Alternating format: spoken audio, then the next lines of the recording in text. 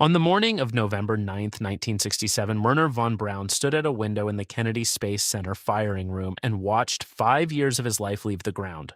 3.5 miles away, the shockwave off the pad rattled the CBS News broadcast trailer so hard that ceiling tile shook loose over Walter Cronkite's head while he was on the air.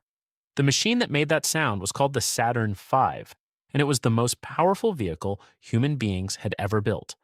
It flew perfectly on its very first attempt. It would fly 13 times in all, and it would never once lose a crew or a payload. And on May 14th, 1973, it would fly for the last time. Not because it failed, but because the country that built it could no longer afford to own it. The rocket existed because of a deadline. In May of 1961, President John Kennedy promised a moon landing before the decade was out. And on the day he said it, the most powerful rocket America had successfully flown could put roughly 3,000 pounds into orbit. A moon mission needed to throw about 100,000 pounds at another world. The Saturn V was the machine built to close that gap, and nothing about it was modest. It stood 363 feet tall, 60 feet taller than the Statue of Liberty, torch included. Fully fueled, it weighed roughly 6.2 million pounds, more than a fully loaded World War II destroyer.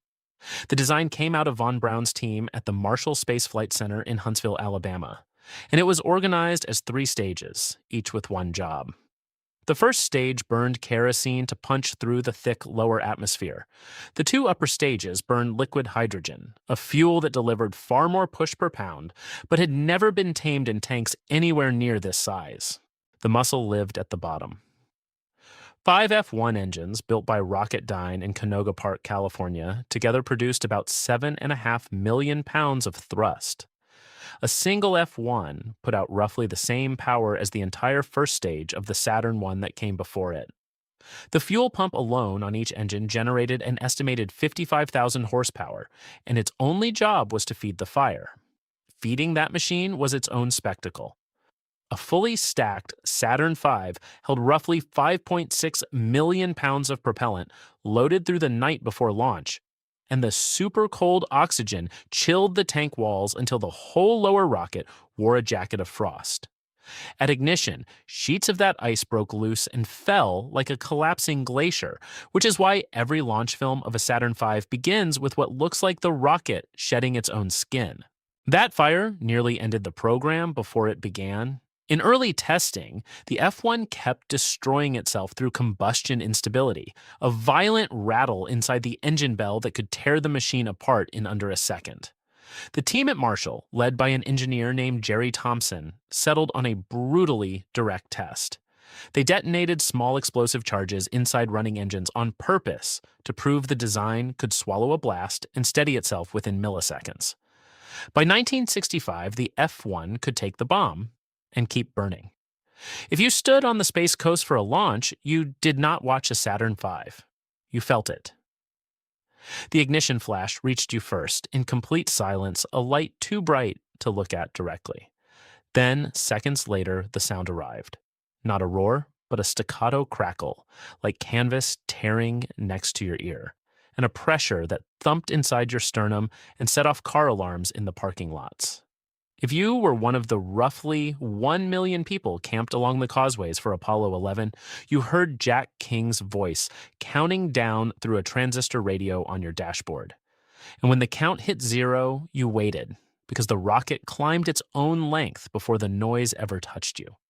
If you were close enough to feel your shirt move, you never described it to anyone as a sound again. The hydrogen stages fought back the whole way. North America's second stage was the program's problem child, a 33-foot wide tank that had to be strong enough to carry everything above it and light enough not to eat the moon payload. And its engineers spent years shaving weight a pound at a time while the schedule burned. In 1966, a complete test version of the stage ruptured and was destroyed on the ground. And for a while, the second stage, not the engines, was the single item most likely to miss Kennedy's deadline. The insulation alone was a research project because a tank of liquid hydrogen sitting in Florida sunshine is a machine for making its own fuel disappear. Building it took a private industrial empire. Boeing assembled the first stage at the Michoud plant outside New Orleans. North American Aviation built the second stage in Seal Beach, California. Douglas Aircraft built the third stage in Huntington Beach. IBM wired the instrument ring in Huntsville that told all of it what to do. At the peak, an estimated 400,000 people across some 20,000 companies drew a paycheck from Apollo, and every one of those paychecks was part of the rocket's real price. Before any of it flew, Huntsville heard it. Complete first stages were chained down into concrete test stands and fired at full power, and the shaking rattled windows across the Tennessee River Valley so reliably that locals learned to read the test schedule in their coffee cups. When the neighbors ran out of patience, NASA carved a new test site out of the Mississippi swamp, a facility so large that 5 small towns were emptied to make room for it, and stage firings there could be felt miles beyond the fence line. Even the buildings had to be invented. To stack the vehicle upright, NASA raised the vehicle assembly building at Cape Kennedy, 525 feet tall, and, by enclosed volume, the largest building on Earth when it opened. A tracked crawler the size of a baseball infield carried the finished rocket 3.5 miles to the pad at under 1 mile per hour. A full day's journey for a machine built to cover the same distance in seconds. The program's boldest decision was made in an office, not on a pad. George Miller, the head of NASA's Manned Spaceflight Office, ordered all-up testing, flying the entire 3-stage rocket complete on the very first launch, instead of proving one stage at a time. Von Braun's veterans, who had spent 20 years testing rockets one careful piece at a time, considered it close to reckless. Miller's arithmetic was simple. Stage-by-stage testing meant missing the decade. All-up testing meant the deadline was still alive. And the November 1967 flight that shook Cronkite's trailer proved him right in a single morning. The second flight nearly took it all back. In April of 1968, the uncrewed Apollo 6 mission hit a violent lengthwise shudder called pogo, and the first stage bucked hard enough to damage structure. 2 of the 5 second-stage engines shut down in flight. The third stage, which had to restart in orbit to prove a moon mission was even possible, refused to relight. On paper, it was a failed test. NASA's answer was to fix the plumbing, skip the reflight, and put 3 astronauts on the very next Saturn V. That next flight was Apollo 8 in December 1968, and it sent the first human beings in history around the moon on only the third Saturn V ever launched. 7 months later, Apollo 11 landed. The machine settled into a rhythm that made the impossible look administrative. The first stage drank roughly 13 tons of propellant every second and burned for less than 3 minutes, handing off at about 6,000 miles per hour. In its final configuration, the rocket could put around 310,000 pounds into low orbit, a figure no rocket flying today can match. The operating tempo of 1968 and 1969 has never been matched by any heavy rocket since. Apollo 8, Apollo 9, Apollo 10, and Apollo 11 all rode Saturn V's within a single 8-month window, which meant that at any given moment, one rocket was on the pad, another was stacking in the assembly building, and a third was arriving by barge. Launch day alone put roughly 450 controllers on consoles in the firing room, backed by thousands more across the Cape, and that army assembled every few months like clockwork. The machine even forgave the weather. In November 1969, Apollo 12 lifted off into a rain cloud and was struck by lightning twice in the first minute of flight. The strike knocked the crew capsule's instruments into chaos, and for a few seconds the mission hung on one obscure switch, setting recalled by a 24-year-old flight controller named John Aaron. Through all of it, the rocket itself never wavered, because the IBM instrument ring guiding the climb was shielded deep in the stack, and simply did not notice the lightning. The spacecraft panicked. The Saturn V did not. Inside that dominance, the flaw was already sitting in plain sight. Every Saturn V was hand-built, hand-inspected, and thrown away entire, and every launch consumed all 3 stages of a machine that cost about $185 million in 1969 money. Enough. That same year, to buy 8 brand new Boeing 747 airliners and throw them away after one flight.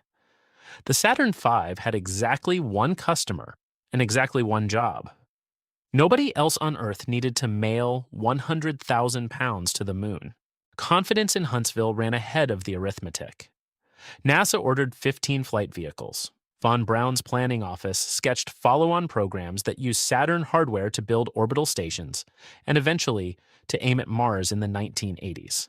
On the factory floors in Michoud and Seal Beach, the working assumption was that a second batch would be ordered once the first moon landings were down. The second batch never came. The usual story is that the Saturn V died because America got bored. The flag went up, the television sets switched off, and a fickle public walked away from the moon. That story does not survive the dates. NASA's budget peaked in 1966, 3 full years before Apollo 11, and it was falling while the rocket was still setting records. Congress trimmed the agency in 1967, trimmed it again in 1968, and the decision not to order a second batch of Saturn V's was effectively locked in a year before Neil Armstrong ever touched the ladder. The public did not abandon a triumph. The money left before the triumph even happened. A second story survives on the internet, that the rocket cannot be rebuilt because NASA lost the blueprints. The blueprints were never lost. The drawings sit on microfilm at the Marshall Space Flight Center to this day. What actually vanished was everything around the drawings. The tooling was scrapped, the suppliers moved on or shut down. The thousands of small firms that made valves, gaskets, and welds to 1960s specifications stopped making them. And the engineers who carried the unwritten details in their heads retired. A rocket, it turned out, was not a document. It was a workforce. The real killer had a budget line. By 1968, the war in Vietnam was consuming an estimated $28 billion a year, roughly 7 times NASA's entire budget. And the new priorities in Washington were cities, inflation, and getting out of the war. The Saturn V's greatest strength became the argument against it. It had been designed under a national emergency, with cost treated as someone else's problem to beat a deadline at any price. It won. And a machine priced for an emergency cannot survive the morning after the emergency ends. The bill was not a side effect of the design. The bill was the design. Washington had also found a cheaper promise to buy. In January 1972, President Nixon approved the Space Shuttle, a reusable space plane sold to Congress on the argument that throwing away a complete Saturn V every flight was madness, and that a returning, refuelable vehicle would cut the cost of reaching orbit to a fraction.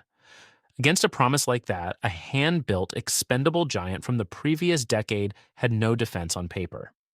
The Saturn V was not outflown by the shuttle. It was outprojected by a spreadsheet years before the shuttle ever flew. In January of 1970, NASA canceled Apollo 20 and handed its rocket to another purpose. That September, Apollo 18 and 19 were canceled together, and the missions that geologists had spent years mapping simply ceased to exist. The hardware for them was already built and paid for. It was cheaper to not fly a finished Saturn V than to operate the Army required to launch it, and that single fact explains the entire ending. The fall was fast, and it was measured in people. The Cape's workforce dropped from roughly 26,000 at the peak to under 9,000 by the mid-1970s. In Brevard County, Florida, aerospace engineers with security clearances pumped gas and sold real estate. Michoud went quiet. Seal Beach went quiet. The production line that had delivered a moon rocket every few months did not wind down so much as stop mid-stride, with finished stages still rolling out the door toward missions that no longer existed. The fall reached Huntsville last, and it reached the top. In 1970, NASA moved Von Braun himself to Washington into a long-range planning job with a title, and no rockets attached to it.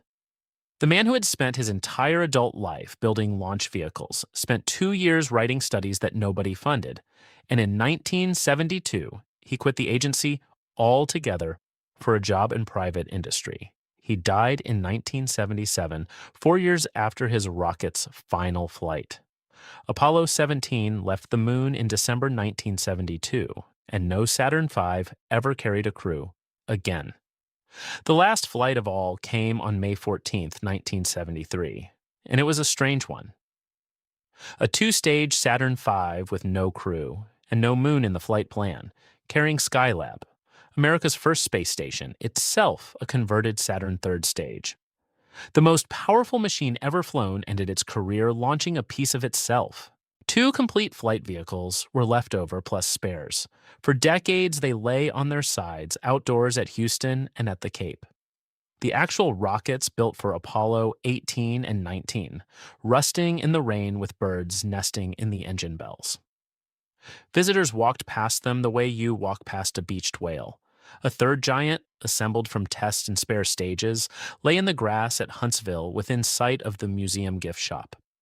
Machines that had cost more per copy than a Navy aircraft carrier's air wing spent the 1980s as the world's most expensive lawn ornaments, and it took until the 1990s and 2000s for full indoor restorations.